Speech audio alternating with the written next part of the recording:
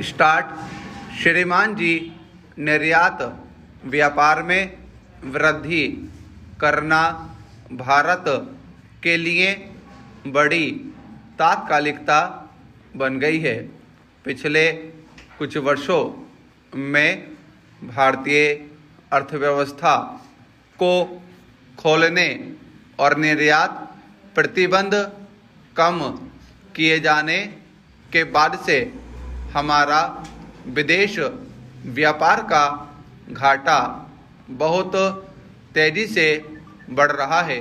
यदि घाटा कम नहीं हुआ और विदेशी भुगतान की कठिनाइयाँ इस प्रकार बढ़ती रही तो सरकार को आयात पर किसी न किसी प्रकार के अंकुश पुनः लगाने पड़ सकते हैं।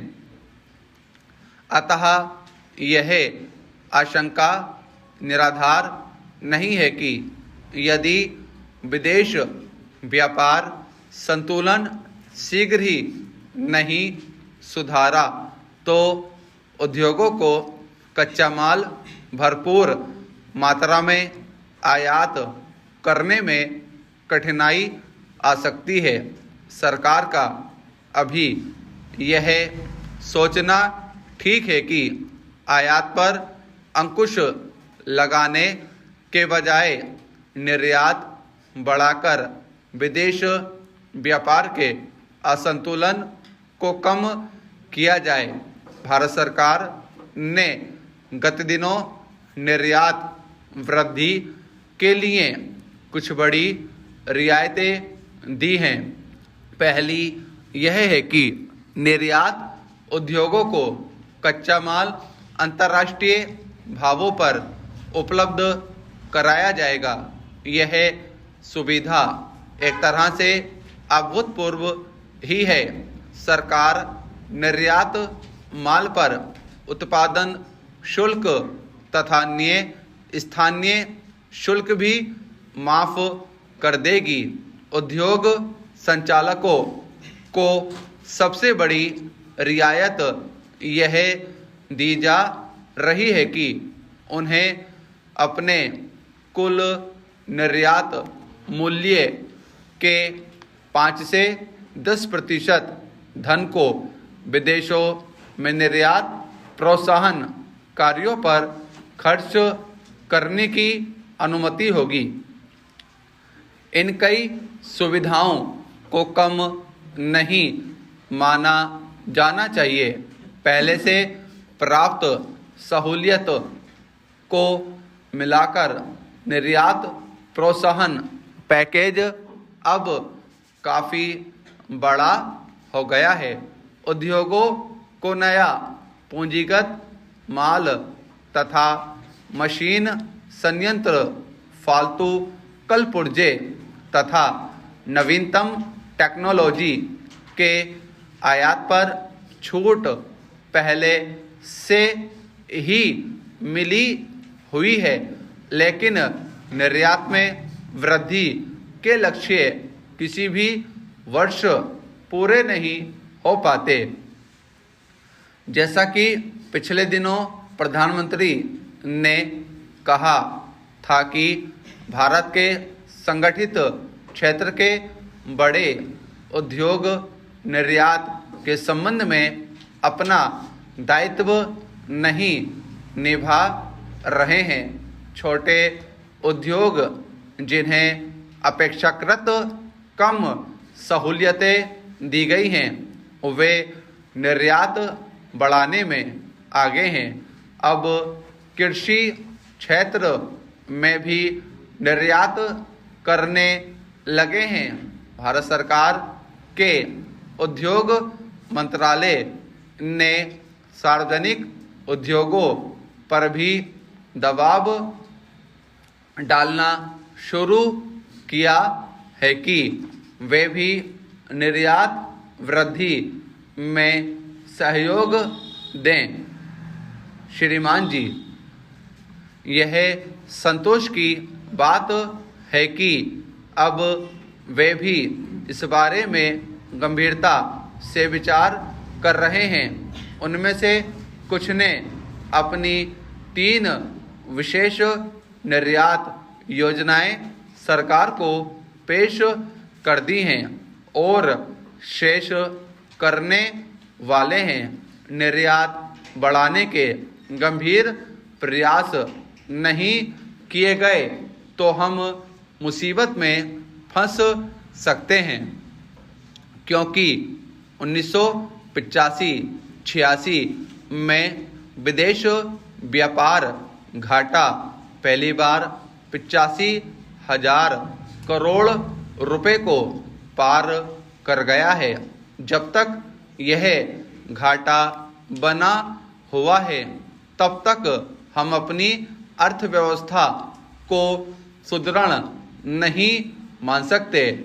यह ठीक है कि घाटा मुख्यतः खनिज तेल, खाद्य तथा ऐसी ही कुछ अन्य चीज़ों के भारी आयात के कारण है, लेकिन यह भी सत्य है कि पेट्रोलियम तथा अन्य कच्चे माल के कुछ बड़े आयातक देश भी दुर्लभ मुद्राओं के विशाल कोष बनाकर बैठे हैं। यदि हम सच्चे दिल से प्रयास करें तो शीघ्र ही अपने विदेशी व्यापार का संतुलन अपने पक्ष में कर सकते हैं। प्रधानमंत्री ने न्यूजीलैंड में भारतीय समुदाय के लोगों को संबोधित करते हुए हमारे निर्यात व्यापार से संबंधित कुछ महत्वपूर्ण बातें कही हैं। निर्यातकों को माल की किस्म सुधारने की जो सलाह उन्होंने दी है वह न केवल उचित है बल्कि सम्यक भी है। बड़े अफसोस की बात है कि सरकार द्वारा दी गई अनेक सुविधाओं के बावजूद भी सुधार की ओर विशेष ध्यान नहीं दिया जाता। घटिया माल विदेशी बाजारों की प्रतियोगिता में ठहर नहीं पाता है। इससे न केवल हमारे देश की साख को नुकसान पहुंचाता है बल्कि निर्यात कम होने के कारण आर्थिक हानि भी होती है। निर्यात आशातीत होने के कारण देश के सामने आज जबरदस्त आर्थिक संकट खड़ा हो गया है। सरकार इस बात से चिंतित है यदि विदेश व्यापार की मौजूदा स्थिति जारी रही तो घाटे की रकम काफ़ी बढ़ सकती है। अगर इस घाटे को रोकने की कोशिश नहीं की गई तो हमारी अर्थव्यवस्था चरमरा जाएगी, विकास की गति मंद पड़ जाएगी। सरकार ने पिछले वर्षों में निर्यात वृद्धि के लिए उद्योगों को भांति-भांति कई सहूलियतें दी हैं। असल में अनेक प्रकार के माल को उन्मूलन आयात वस्तुओं की सूची में शामिल करना भी भारतीय उद्योगों को भारी छूट है, लेकिन भारतीय उद्योगों ने निर्यात बढ़ाकर दुर्लभ मुद्रा कमाने की अधिक चिंता नहीं की है।